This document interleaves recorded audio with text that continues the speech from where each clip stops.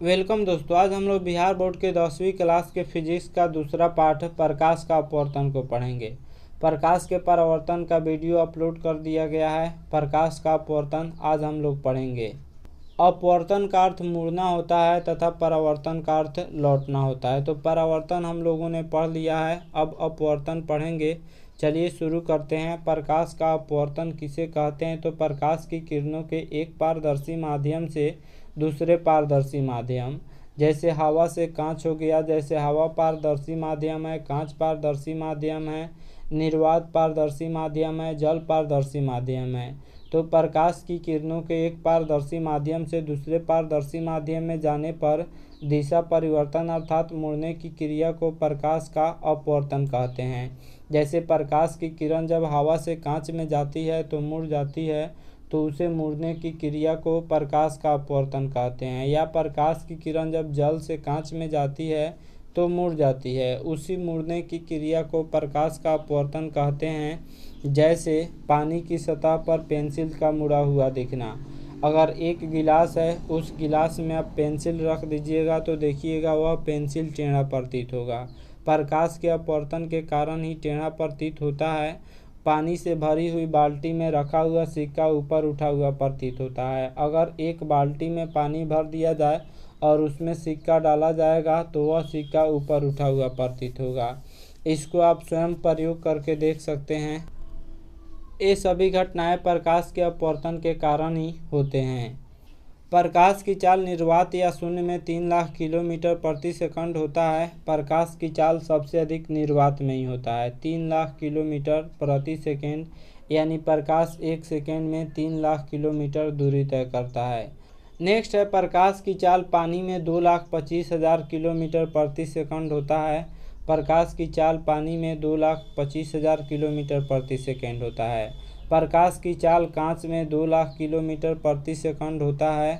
वायु की अपेक्षा पानी प्रकाश का सघन माध्यम है, और जिसमें प्रकाश की चाल जितना ही कम होगा वो उतना ही सघन माध्यम है।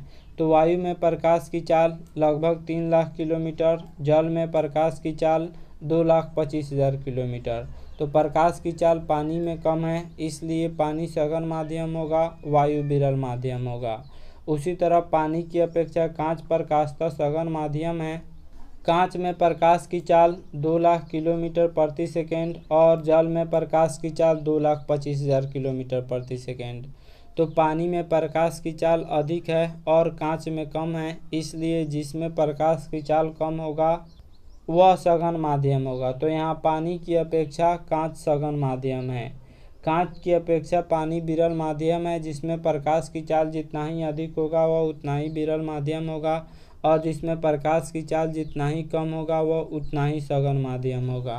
प्रकाश के अपवर्तन की व्याख्या को जान लेते हैं। आपतित किरण किसे कहते हैं? तो दो माध्यमों को अलग करने वाली सतह पर पड़ने वाली प्रकाश किरण को आपतित किरण कहते हैं। ये भी दो माध्यम को अलग कर रहा है, तो दो माध्यमों के अलग करने वाले को परावर्तक सतह कहा जाता है। चित्र में ये भी परावर्तक सतह है, और दो माध्यमों को अलग करने वाली सतह पर पड़ने वाली प्रकाश की किरण को आपतित किरण कहते हैं। तो चित्र में PQ आपतित किरण है। नेक्स्ट है आपतन बिंदु किसे कहते हैं? तो जिस बिंदु पर आपतित किरण दिए हुए माध्यमों को अलग करने वाली सतह से टकराती है उसे आपतन बिंदु कहते हैं। यहाँ पर आपतित किरण टकरा रही है, इसलिए इसे हम आपतन बिंदु कहेंगे। Q आपतन बिंदु है। नेक्स्ट है अभिलंब किसे कहते हैं? तो किसी सतह के किसी बिंदु पर खींचे गए लंब को उस बिंदु पर अभिलंब कहते हैं। चित्र में NQM यानी यह अभिलंब है। नेक्स्ट है अपवर्तित किरण किसे कहते हैं? तो दूसरे माध्यमों में मुड़कर जाती हुई प्रकाश किरण को अपवर्तित किरण कहते हैं। देखिए यह वायु है, यह कांच है। वायु की अपेक्षा कांच सघन माध्यम है, कांच की अपेक्षा वायु विरल माध्यम है, क्योंकि वायु में प्रकाश की चाल अधिक होता है और कांच में प्रकाश की चाल कम होता है। वायु में प्रकाश की चाल लगभग 3 लाख किलोमीटर प्रति सेकंड होता है और कांच में प्रकाश की चाल 2 लाख किलोमीटर प्रति सेकंड होता है। तो दूसरे माध्यमों में मुड़कर जाते हुए प्रकाश किरण को अपवर्तित किरण कहते हैं। चित्र में QR अपवर्तित किरण है, यहाँ पे लिख दिया हूँ QR अपवर्तित किरण। आगे है आपतन कोण किसे कहते हैं, तो आपतित किरण आपतन बिंदु पर खींचे गए अभिलंब से जो कोण बनाती है उसे आपतन कोण कहते हैं। इसको प्रकाश के परावर्तन में भी बताया गया है, प्रकाश के अपवर्तन में भी बताया जा रहा है। तो आपतित किरण आपतन बिंदु पर खींचे गए अभिलंब से जो कोण बनाती है उसे आपतन कोण कहते हैं। देखिए यह आई आपतन कोण है तथा अपवर्तन कोण किसे कहते हैं, तो अपवर्तित किरण आपतन बिंदु पर खींचे गए अभिलंब से जो कोण बनाती है उसे अपवर्तन कोण कहते हैं। चित्र में आर अपवर्तन कोण है।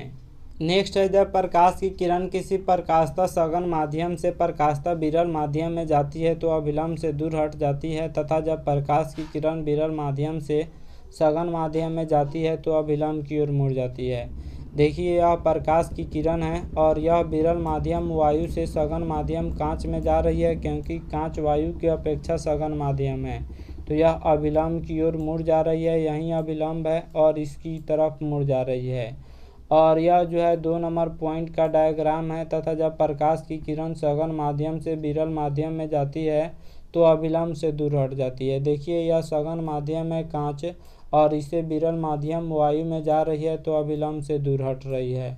तो इसको याद कर लीजिएगा, जब प्रकाश की किरण सघन माध्यम से विरल माध्यम में जाती है तो अभिलंब से दूर हटती है, तथा विरल माध्यम से सघन माध्यम में जाती है तो अभिलंब की ओर मुड़ जाती है। नेक्स्ट है, जब प्रकाश की किरण 2 माध्यमों को अलग करने वाली सतह पर लंबवत पड़ती है तो वह बिना मुड़े सीधी निकल जाती है।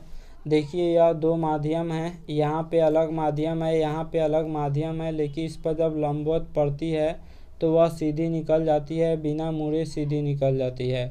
लंबवत पड़ने वाली किरण सिल्ली से सीधे निकल जाती है, कांच की सिल्ली है और इससे सीधे निकल जाती है। नेक्स्ट है, अपवर्तनांक किसे कहते हैं, तो किसी माध्यम का अपवर्तनांक शून्य में प्रकाश की चाल तथा उस माध्यम में प्रकाश की चाल के अनुपात को कहते हैं। अपवर्तनांक को स्मॉल n से सूचित किया जाता है।